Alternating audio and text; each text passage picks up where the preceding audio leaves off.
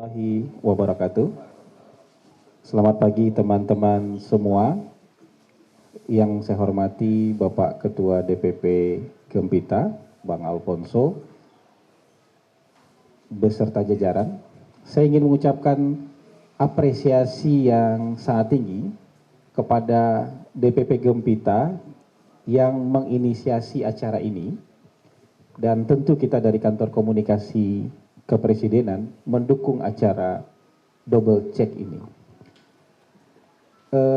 Tidak banyak yang memiliki inisiatif untuk membuat acara seperti ini, terutama dari kelompok masyarakat, dan bikin double check. Saya setuju nih dengan judul double check itu, saya setuju. Karena memang hari ini banyak sekali berita yang simpang siur. Makanya perlu double check. Banyak orang yang sebenarnya tidak memahami persoalan tapi kemudian menanggapi dengan kesalahpahaman. Makanya perlu double check. Bahkan ada juga yang dengan sengaja menyebarkan kesalahpahaman. Makanya perlu double check supaya masyarakat juga tidak salah paham.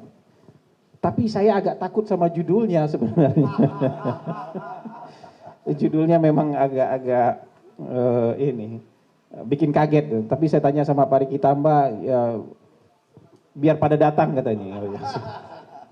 Saya kalau begini kan saya agak-agak takut juga ini. Misalnya judulnya seperti itu. Oke lah, misalnya kita pantik dengan pertanyaan, ada apa dengan Prabowo? Saya mau jawab bahwa makin ke sini setelah beliau jadi presiden, kok apa yang beliau katakan secara konsisten dari bertahun-tahun yang lalu, yang mungkin ketika kita waktu itu banyak orang yang bilang apa sih ini gitu. Tapi makin ke sini itu makin mendekati kenyataan. Konsistensi dan keyakinan beliau itu hari ini kayak kita terbuka kabut di depan mata kita. Jadi kita lihat, oh benar ternyata yang disampaikan oleh beliau. Coba teman-teman kita setback ke tahun 2019. Ketika masa kampanye, ketika debat, Pak Prabowo waktu itu bilang, kita sebagai sebuah bangsa selalu harus siap dan waspada. Karena perang bisa terjadi kapan saja. Itu tahun 2019. Banyak ahli yang waktu itu entah naif, entah sok tahu, kita nggak tahu. Yang bilang dalam 20 tahun ke depan nggak akan ada perang. Dunia lagi damai kok. Siapa yang hari ini mau perang? Kira-kira begitu kesimpulan banyak orang pada waktu itu. Dan apa yang diomongin oleh Pak Prabowo waktu itu mungkin jadi tertawan aja. Tahun 2019 itu saya bukan ahli. Tapi mungkin saya ikut naif waktu itu.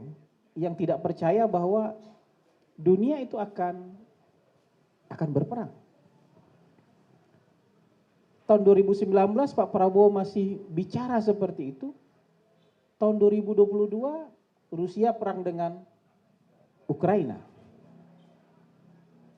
Dan sampai hari ini belum selesai. Oktober tahun 2023 tanggal 7 Israel menginvasi Gaza. Sampai hari ini pun belum selesai. Ada sebentar gencatan senjata tapi hari ini kembali mengebom dan membantai warga Gaza.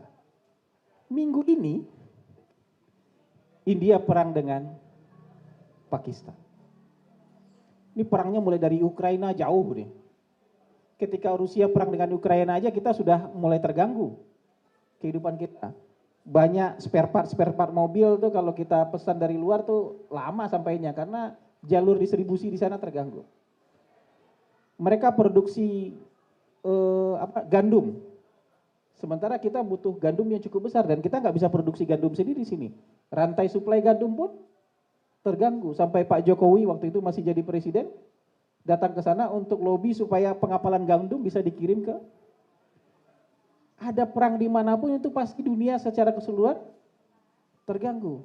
Nah minggu ini ada perang yang makin dekat ke negara kita. Nggak jauh ini. Ini beberapa jam penerbangan sudah sampai di daerah konflik di antara dua negara yang punya senjata nuklir. Kita nggak tahu nih follow up-nya kayak apa nanti nih. Karena sudah serangan terbuka kan, ketika pesawat mengebom 9 titik di Pakistan kan berarti sudah perang terbuka. Perang makin dekat ke negara kita. Walaupun ada juga ahli yang punya keyakinan bahwa misalnya kayak Kishore Mahbubani itu bilang dalam sebuah talk show, ASEAN itu punya local genius. Local genius yang bisa membuat daerahnya stabil, aman, dan damai. Buktinya dalam 40 tahun terakhir tidak ada major konflik. Tidak ada perang terbuka yang terjadi di wilayah ASEAN. Tapi itu keyakinan bolehlah jadi optimisme kita. Tapi kalau panas dan bara yang ada di luar tuh makin lama makin dekat, dan di sini juga ada panas dan bara yang juga dihembus-hembuskan setiap saat, tidak mungkin panas dan bara itu akan menular ke kawasan sini juga. Nah, coba pikir, sejak tahun 2014 mungkin yang saya ikuti, mungkin jauh sebelumnya juga sudah ada. Pak Prabowo selalu bilang ketahanan pangan, ketahanan energi. Kita waktu itu mikir apa sih ini gitu. Ketahanan pangan, ketahanan energi gitu. Kenapa beliau konsisten sekali bicara soal ini dan begitu jadi presiden ngebut soal ini. Soal kemandirian bisa berdiri di atas kaki sendiri. Karena memang dunia bisa pecah kapan saja ini. Perang itu. Dan ketika itu terjadi, rantai pasok pangan itu pasti terganggu. Sekalipun kita punya uang, orang lain belum tentu mau jual. Atau kalaupun orang mau jual, nggak bisa lewat. Atau kalaupun bisa lewat, harganya jadi sangat mahal. Itu pentingnya beliau, mungkin orang lain sudah bosan dengarnya, tapi beliau selalu konsisten bilang kita harus segera swasembada pangan, dimulai dari swasembada beras. Supaya kita bisa berdiri di atas kaki kita, supaya nanti kalau dunia yang nggak pasti ini, makin tidak pasti, kita tetap bisa mempertahankan kehidupan kita sebagai sebuah bangsa.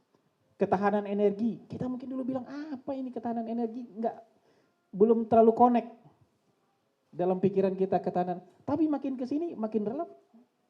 Karena kalau misalnya terjadi ketidakstabilan di dunia, rantai pasok energi juga pasti terganggu. Misalnya BBM saja, kita mungkin per hari menghabiskan 1,5 sampai 1,6 juta barrel BBM per hari. 1 jutanya impor per hari. Itu kalau ada keadaan perang, naik harga 500 perak aja, kita merogoh kocek lebih dalam itu. Bisa habis uang kita. Belum lagi kalau orang berhenti ngirim, kita mau pakai buat dalam negeri katanya. Kita nggak mau jual lagi, lumpuh gak kita?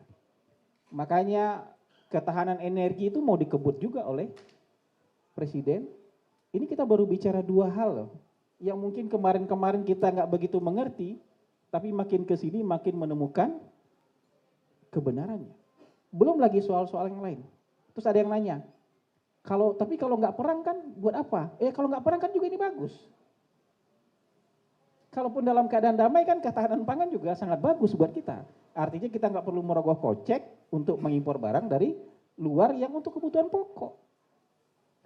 Kalau kita bisa memproduksi ketahanan energi juga, kita cukup swasembada energi, kita juga nggak perlu merogoh kocek dalam-dalam dan nggak didikte oleh orang. Orang tuh gampang banget loh negosiasi dengan kita kalau misalnya kita ketergantungan energi dengan dia. Sementara makin lama kita melihat dunia ini makin realis. Itu yang disampaikan oleh Pak Prabowo. Negara-negara ini akan semakin besar perhatian mereka untuk mementingkan kepentingan dalam negeri masing-masing. Oke lah bantu-bantu negara luar, tapi kalau kita lagi susah ya kita fokus ke sama negara kita. Nah ini yang mau saya sampaikan. Kalau untuk menjawab ini sebagai pemantik diskusi, saya mau ulangi lagi bahwa apa yang selama ini boleh orang katakan berbusa-busa disampaikan oleh Presiden Prabowo, tapi makin ke sini apa yang beliau sampaikan yang dulu mungkin kita nggak nangkap ini, makin menemukan kebenarannya. Mungkin beberapa waktu lalu kita nggak bisa nangkap, kenapa? Pikiran kita tertutup kabut. Tapi itu pentingnya seorang presiden punya visi, dia bisa melihat sesuatu menembus kabut itu. Apa yang ada di depan, ketidakpastian yang ada di depan, bisa dilihat oleh visi seorang presiden. Jadi itu, untuk menjawab pertanyaan hari ini, kira-kira itu yang bisa sampaikan sebagai pemantik diskusi. Terima kasih. Assalamualaikum warahmatullahi wabarakatuh. Waalaikumsalam.